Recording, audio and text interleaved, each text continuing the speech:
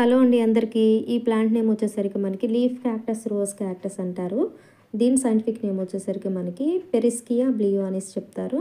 అలాగే దీని ఫ్యామిలీ వచ్చేసరికి మనకి క్యాక్టస్ ఫ్యామిలీ. సో మనకి ఈ ఫ్లవర్ చూడడానికి డబల్ లేయర్లో ఉంటుంది, ఆరెంజ్ కలర్లో ఉంటుంది. ఎలా అంటే ఇప్పుడు మనకి గులాబీ పువ్వులు ఎలా అయితే ఉంటాయో వాటిని పోలినటువంటి ఫ్లవర్స్ లాగా అయితే మనకు ఆరెంజ్ కలర్లో కనిపిస్తాయి. డబల్ లేయర్ అనమాట ఫ్లవరింగ్ వచ్చేసరికి. దీని లీవ్స్ వచ్చేసరికి మనకి పెద్ద లీవ్స్గా ఉంటాయి. అలాగే గుంపులుగా ఒక పొదలాగా ఈ ప్లాంట్ అయితే పెరుగుతుంది. సో ఈ ప్లాంట్స్ అన్నీ కూడా మనకి ఏంటంటే ఆర్నమెంటల్ ప్లాంట్స్ అనమాట. సో నేనైతే ఫస్ట్ టైం చూసాను.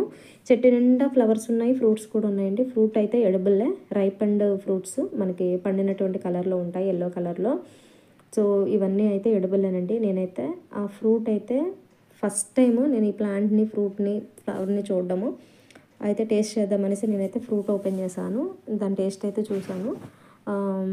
తిన్నప్పుడు నాకు చాలా పుల్లగా అనిపించింది. సో ఎడిబుల్లే, ఎవరైనా తినొచ్చు.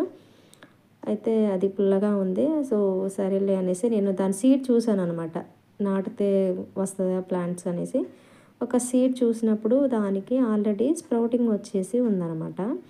సో ఒక సీడ్కి స్ప్రౌటింగ్ వచ్చిందా లేదు అన్ని సీడ్స్కి స్ప్రౌటింగ్ వచ్చాయా అనేసి నేనైతే చెక్ చేద్దామనేసి ఇంకో సీడ్ తీసుకున్నాను. సో అన్ని సీడ్స్కి కూడా స్ప్రౌటింగ్ వచ్చినాయి.